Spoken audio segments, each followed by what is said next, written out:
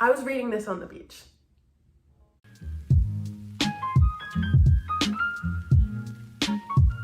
Hello everybody and welcome back to my channel. Today we are going to be talking about the 5 books I read over the summer and rating them. Before we get started, I'd like to introduce the fact that we have moved. We have a new situation. Hopefully it'll be changed and better by the next video. So that being said, I didn't really have a steady full-time job over this summer, so I read a lot of murder books actually. A lot of murder books. Yeah, so I would like to talk about the books that I read and how I thought they were, and like recommend, don't recommend, we'll see. So this is actually the book I read first. I was reading this since like December, and I think I finished it in May because there was like a lot of going on in that like 6-month period. I did enjoy this book. It was 25 tales of true crime and dark history. As you guys know, I'm a huge true crime nerd right now, and I mean, I am probably always going to be. It's called Murder, Madness, and Mayhem by Mike Brownie. The book was pretty good. I will not lie. It had like a bunch of it literally says 25 right here. It had 25 mini true crime stories all over the world. There was a lot of good ones I liked from Canada, which I'll probably have to do like an in-depth review of them. Maybe for this channel. I haven't yet to decide on whether I'm going to do some like crime videos. I don't know what you guys would think if I did that. Maybe comment if you think that's a good idea or not.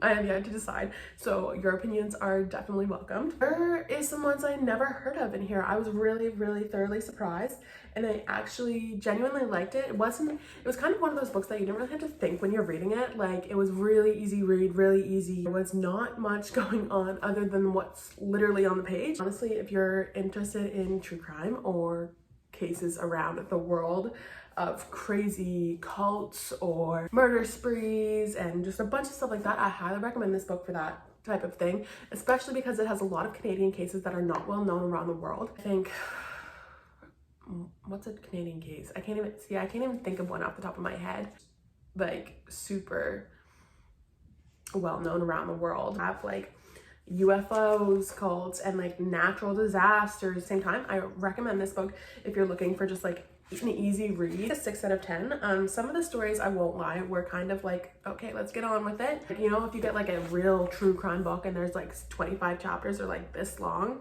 No, this one was pretty easy. It's about 200 pages, I think, and they were pretty short, and they give you a lot of information. I do really like the author and the way he told these stories. So yeah, if you're into true crime, if you're into disaster books, if you're into short stories, this one is a good one for you. So the next book that I read is actually one that's been going around Instagram, Twitter, everything, the internet for weeks and months, really. And they actually have a short TV show now about it. And I thought, you know what? My roommate had the book. I said, can I borrow it? Let me see how good this book actually is. And if you can guess, it was Normal People by Sally Rooney. To be honest, I was not like, this book did not change my life in any sense of the word. I straight up was not that impressed by it. I would honestly rate this like 6 out of 10. So maybe a 7 out of 10 then, and this one would be 6 because it was like, they're like a stunning novel about absolutely engrossing and surprisingly heartbreaking, with more depths, subtly, and insight than any one novel deserves. A future classic. And it's like, yeah, it could be a classic in the way that kind of classics are kind of boring. I don't know. I'm so sorry. That was really rude. I did not find this to be totally engrossing, nor did I find this book to be like deserve the hype that it got, and even have a TV show about it. Like, it's called Normal People. It's literally about normal people, but normal people and normal relationships and like life as it is, it's not a really interesting read. I understand a lot of people are gonna be like, well, you read murder mysteries and you read this, that, and the other thing. It would kind of be boring in your opinion. And I mean, like, this video is my opinion, so I can't really argue with that. No, I feel like romantic relationships can be more interesting than this book made them out to be. If I remember correctly, they slept together. They did. Crazy. I know. Not spoiler, that's like literally the whole book. But there wasn't like true like feelings of like, you could feel the feelings off the pages, but how they feel about it. Like it was just like, oh, and then we slept together. Okay, that's cool.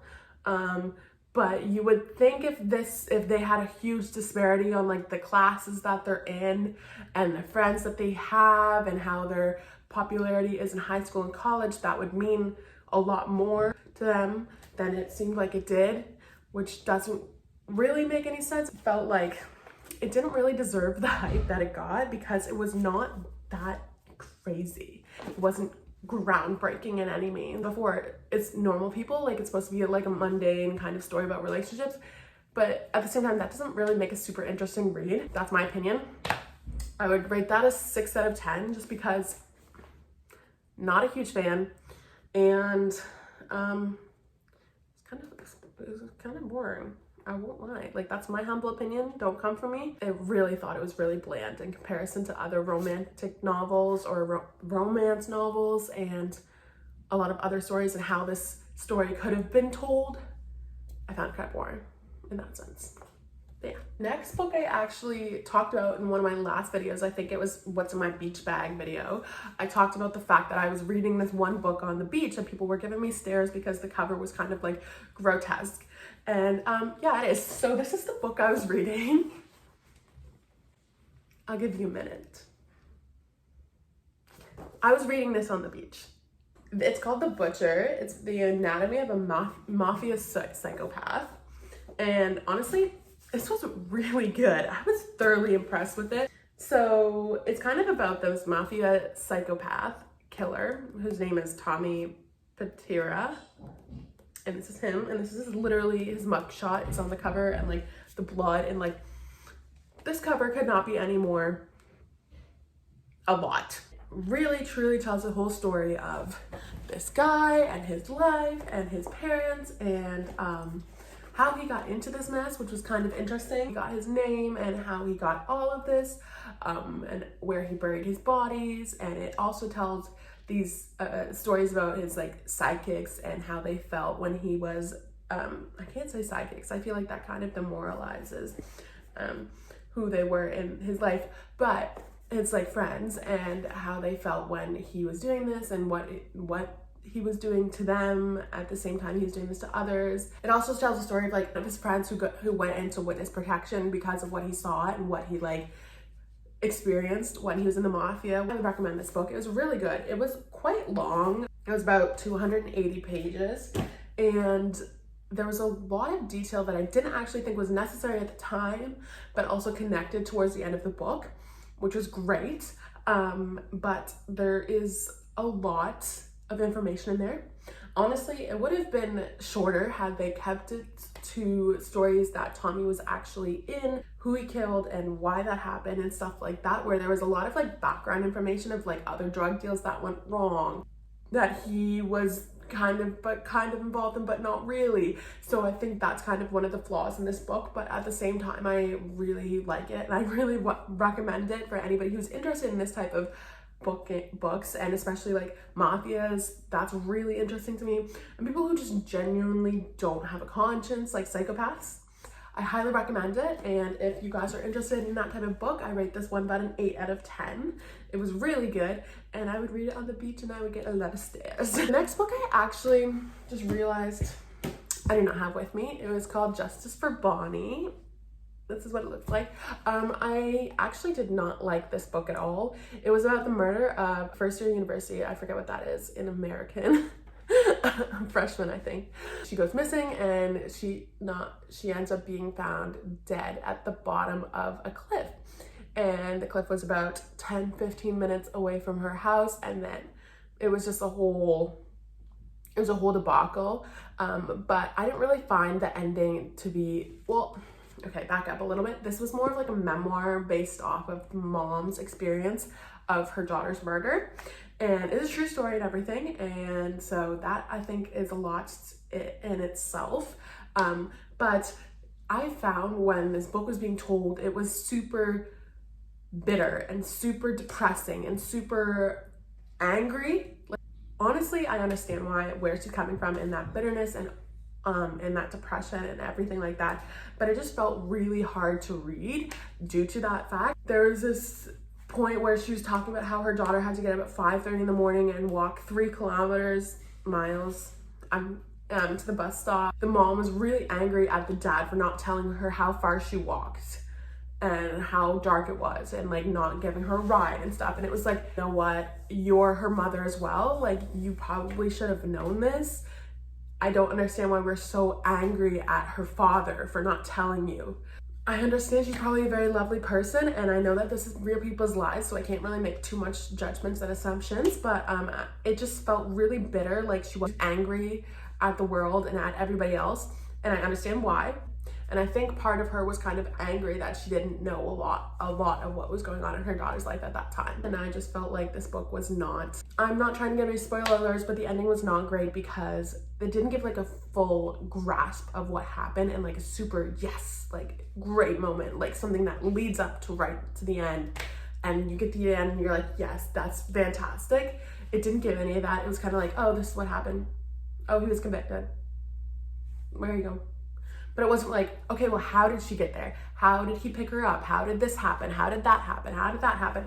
And over a 250-page book, you're like, you should have probably gotten those answers. But I just felt like there's a lot of unanswered questions towards the end of the book that I could also find on the internet now. I apologize if the opinion strikes a nerve in any of you guys, because I know that maybe somebody watching out is like, yeah, I wrote this book, or yeah, I know this case, and you don't really have any involvement in it, so you can't really say anything about it. But I kind of feel like that's kind of what books are for. Good in the sense that you kind of really encapsulated the way that the mother lived and the way that the daughter lived, but I kind of at the same time felt like the book was more about the mother than it was the daughter who was the victim of this crime. And that's just my opinion. Please don't come for me. I probably give it like a 3 out of 10. It was okay. Next and final book is, I kind of just finished this one more recently, and it's called The Billionaire Murders. And as you guys can see, I literally just read books about murder and gory stuff all the time.